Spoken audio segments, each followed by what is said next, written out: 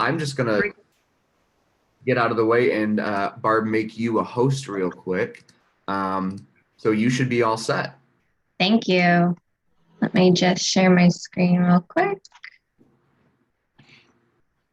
Okay. All right. So good morning, everyone. Thank you for joining us. I won't take up too much of your time. For this BlueSync, we wanted to go over examples of the situations you might encounter at work or in your daily life. We are a company that not only cares for the safety of our business, but the personal safety of our employees as well. So in this presentation, we have 10 real-world examples that have been cropping up over the past few months. And today we're going to share them with you and talk about how to handle them. All names have been removed for privacy's sake.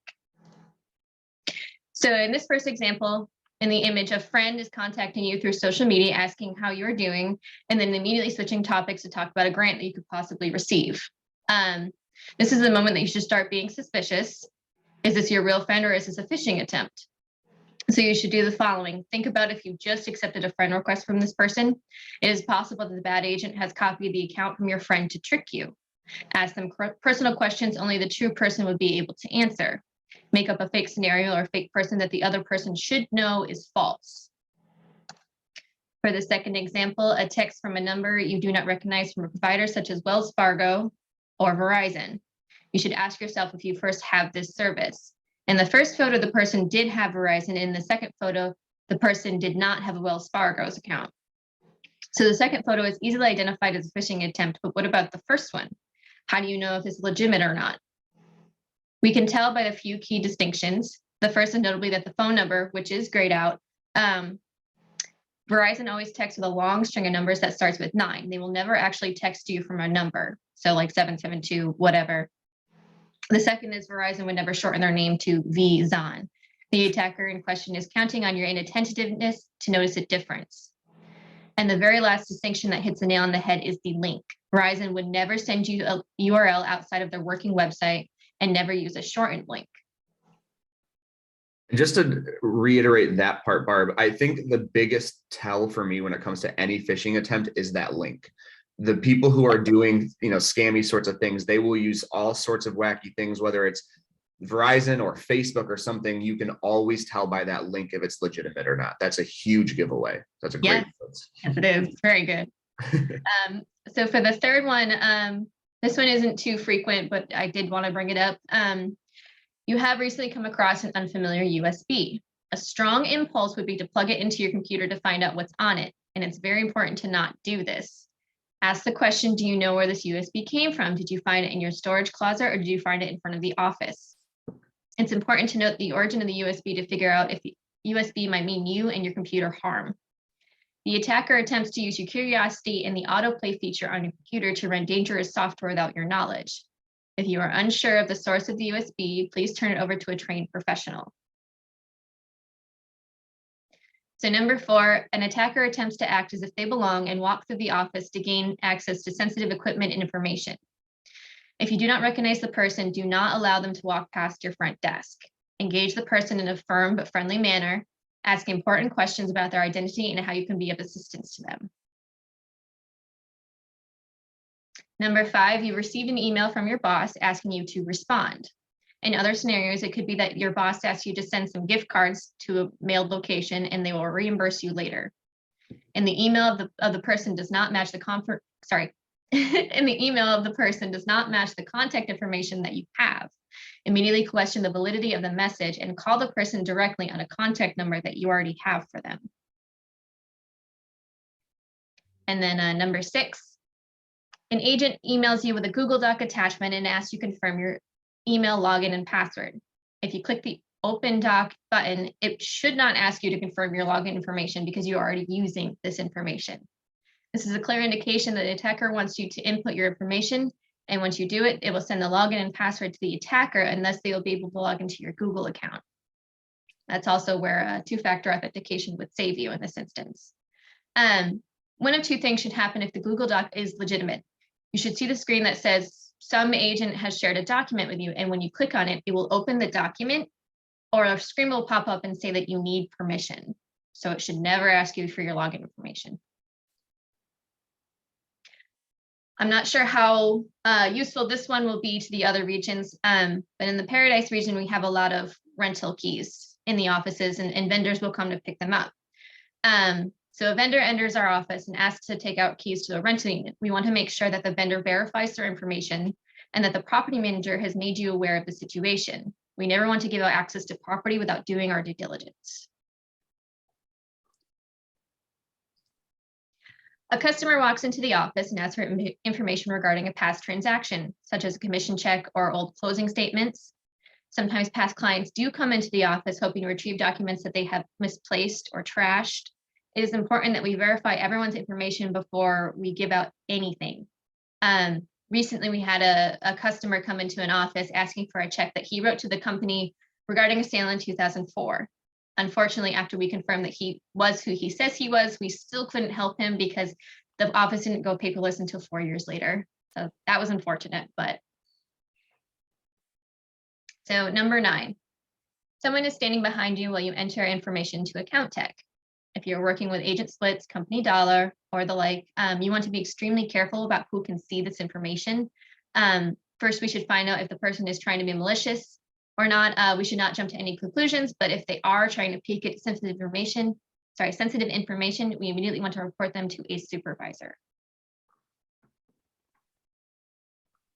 And then lastly, a check that comes in the mail for you to deposit, and you get to keep all the money except for a couple thousand, meaning you get to deposit the amount into your bank account and you send the money to the fishy character.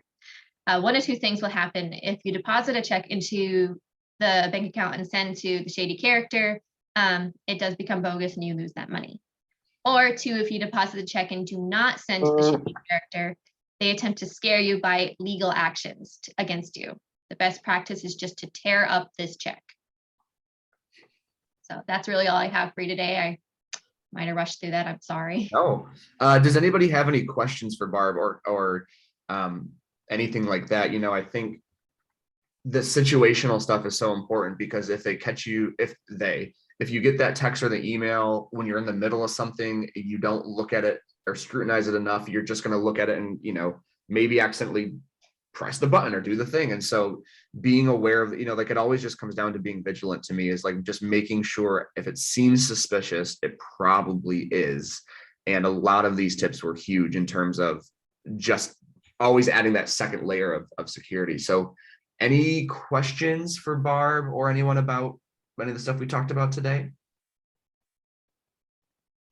I think the rule of thumb is just always be suspicious, always be questioning. I had an employee that I had emailed asking her to update her virus scanner. She called me because it was a download on the email to make sure that it was me.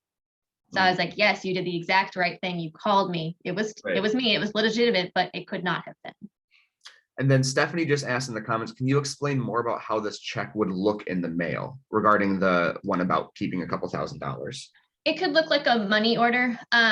These checks are pretty common. They come in and they might look like an actual cashier's check, but these are in fact bogus. So they might pass the bank just slightly, but when they go to reimburse it, there's no money there.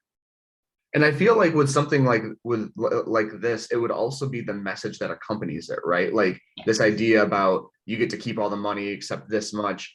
That would be a letter in addition to that, or something where that would also set it off. Does that make sense or no?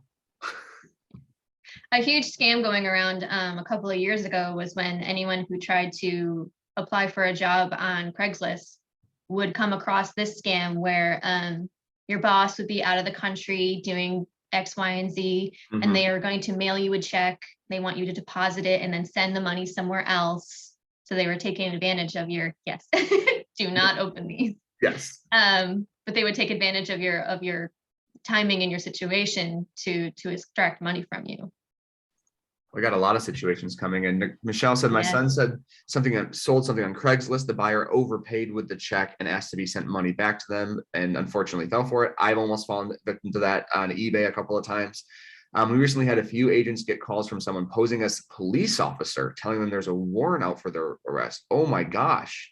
They Yeah. tried convincing them to buy gift cards to pay it off, which is, by the way, super obviously protocol for all police, right? Like Well, they like to be paid off with gift cards. everyone has stories. Everyone has Yeah. situational security. Some are more obvious than others. Yeah. It's just always good to be vigilant. I will tell you right now, probably everyone knows, but your security, social security number will never be on lockdown. Yes. Yeah, If, that's if a good anyone one. calls Yep. you and tells your security is locked down, do not believe them. That's it. Very true. Yeah. And I wanted to bring up one good Yeah. practice regarding emails. One thing that I haven't seen a lot of is when people, you have the option to go in and report emails as spam. Yes. You know, Yes. I get to see a log of everything in the company that comes in as spam. And I can tell you, I can count on sometimes 2 hands every week how many people actually click on the spam message or the actual spam link to report a message as spam. That helps the filters. So what that does is if, 3 offices up in or down in Ohio happen to click, this is spam, it's going to then block it out of our entire domain. So it's going to protect all of Michigan, the rest of Ohio. It'll take the messages out of the inbox if it's done through Google. It will then quarantine those messages. It will protect the Florida offices, everything. So by you clicking report as spam, if it's a bogus link, instead of just deleting it, it just helps protect the company. So, please click that. What we should do, Paul, is we should send out a how-to so they know where to find it. Yeah. In fact, could you just pull up your Gmail really quick? You just show them. There's just a little icon they can click on. Sure. It's right at the top of the thing. That way it's on the same recording. I like, while you're pulling it up, Barb, I think Sue's is my favorite so far, that she got a text from herself saying something had been paid. I like that one. All right. I'm in here, Paul. Do you want to show me where to go? Yeah, it's just oh, yours looks a little different than mine.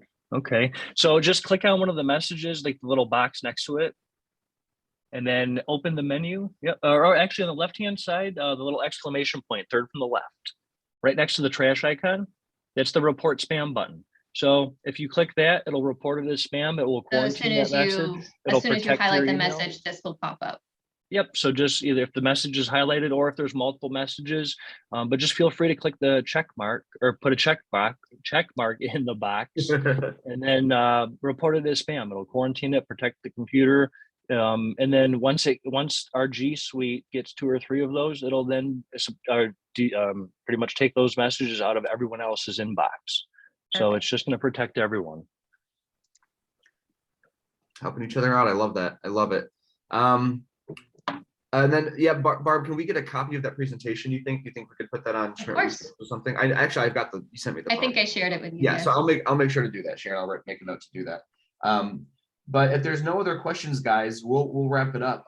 As you can see, with even just specifically with Barb and Paul here, we've got an amazing, talented tech support team and IT team. And if you ever have any questions, like we've said, if there's one thing you take away, it's always be suspicious of this stuff. And if you have questions, reach out. That's what these people are here for. That's what they specialize in. So never feel like you have to click something or you have to follow a thread that you feel uncomfortable following. So we'll wrap it up for today. Thank you, Barb, for hosting this and for walking us through that. Thank you, Paul, for that, for the spam button. It was incredibly helpful, and we'll see you guys sometime soon. Bye, everybody.